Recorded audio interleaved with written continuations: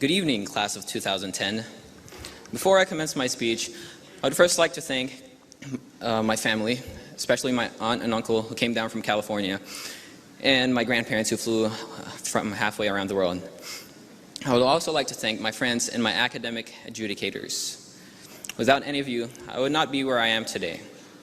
Thank you, because without your help, I would not have been given this chance to represent the class with a lengthy speech comprised of highly personal anecdotes, a chance I now plan to take full advantage of. Now, I realize that some of you do not care for what I'm about to say, so I invited Nathan Turner up here to enhance this experience with some mood-setting music. Some mood-setting music.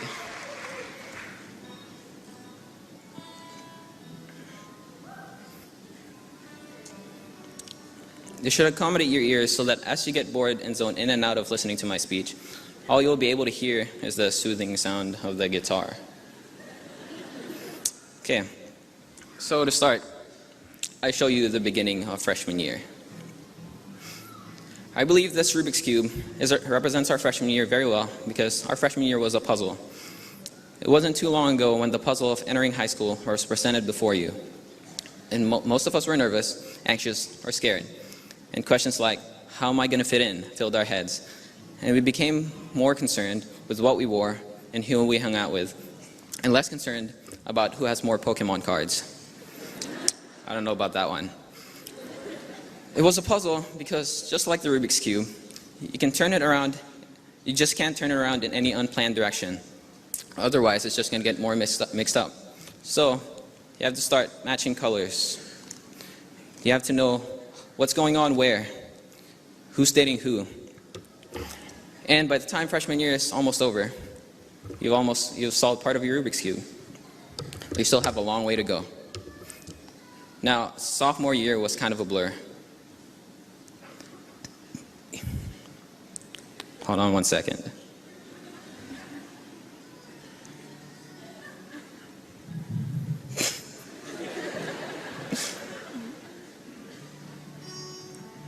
Okay, that works. Now, sophomore year was kind of a blur. You now know what's going on in high school, but you're still an underclassman, so there's nothing much going on.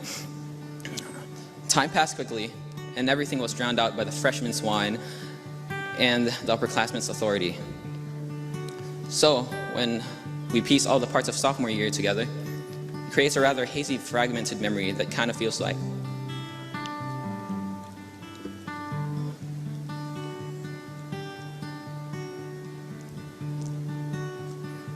and then he just started crying all over the place, so I did what anyone else would do. Now it's already late and my pants were still not dry, so I decided to get creative.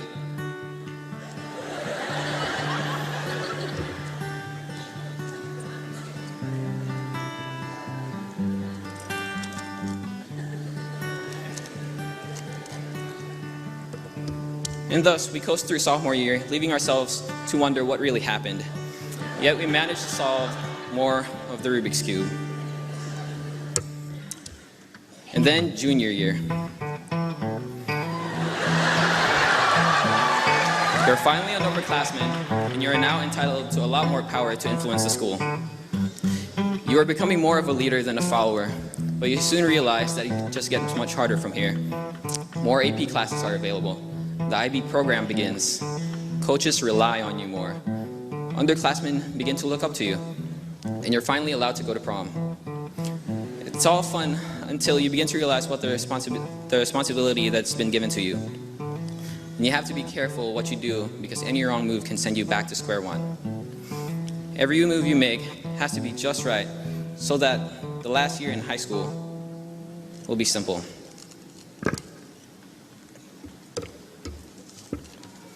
Now, if you've set it up right, senior year wouldn't be as complicated as your previous three, because most of you don't even have a fourth period. But there is one important thing that you need to get out of the way before you leave, and I think I can best describe this through the words of Lance Jabber. So imagine that you're a single guy, and you decide that it's time to start thinking about getting married, but you're still young. you don't want to rush into anything, so you spend years trying to find the perfect girl. Every chance you get, you travel all over the country just to try and meet new people. Some you like more than others, some are too nerdy, while others party too much. But finally, after all your searching, you think you find the perfect one. Oh, she's incredible. She's fun, smart, sexy, everything you wanted in a woman, and you decide to propose. But you only get one shot, and you can't screw it up, so you spend months agonizing on how you're gonna do it, what you're gonna say to her. You set a deadline for yourself so that you can't put it off forever, and as the deadline approaches, you begin to get nervous. Are you good enough? Oh, it feels as though everything you've been doing in your life has been leading up to this moment. Finally, the deadline is here. Oh, you're so nervous. She's way out of your league. Is the ring big enough? How many mistakes have you made so far? Is it too late to go back? And then it's over. You've submitted your proposal and there's nothing more you can do. She looks at you and she says, let me get back to you in like 4 months. That's pretty much what applying to college is like. And you know what? She'll probably say no. But guess what you didn't tell her? You proposed to a bunch of backup chicks just in case she rejected you. And they're all begging to come marry you instead. Well, now that college is just around the corner, all you have to do is just turn those few sides. 1 second. And you finally solve your Rubik's Cube.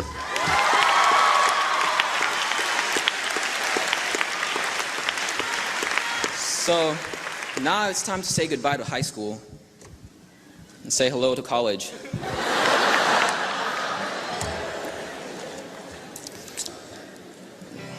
So now that we're done with high school, it's time to look ahead into the future. A few years from now, we're going to look back at these high school years and talk about our accomplishments and all the ridiculous things we've had to do. We'll all probably laugh about all the stuff we've done and said while we were still in high school. And then just remember, you gotta just remember. As we go on, we remember all the times we had together. And as our lives change from whatever, we will still be friends forever, yeah.